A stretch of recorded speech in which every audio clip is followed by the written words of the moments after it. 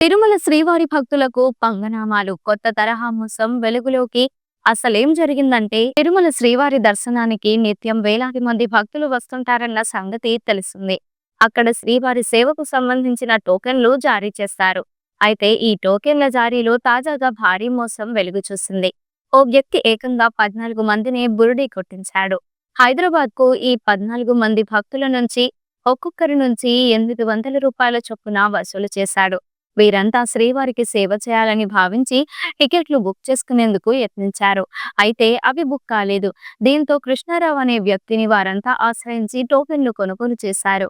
వాటిని తీసుకుని ఆ 14 మంది తిరుమలకు చేరుకున్నారు. తీరా అక్కడికి వచ్చిన తరువాత కానీ అసలు నిజం బోధపడలేదు.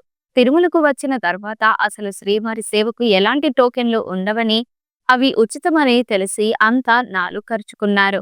దీంతో శ్రీవారి సేవ తామంతా కృష్ణారావు అనే వ్యక్తి ఒకరు రూ. 800 చొప్పున చెల్లించి టోకెన్లు కొనుగోలు చేసినట్లు టీటీడీ అధికారులకు ఫిర్యాదు చేశారు. దీంతో టీటీడీ విజిలెన్స్ అధికారులు పోలీసులకు తెలపడంతో వారు కృష్ణారావుపై కేసు నమోదు చేశారు.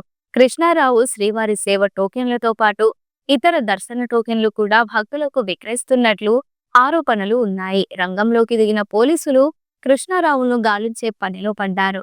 మరోవైపు తిరుపతి లడ్డూ ప్రసాదం కల్తీ వ్యవహారంలో ఇప్పటికే పోలీసులు నలుగురిని అరెస్ట్ చేసిన సంగతి తెలిసిందే.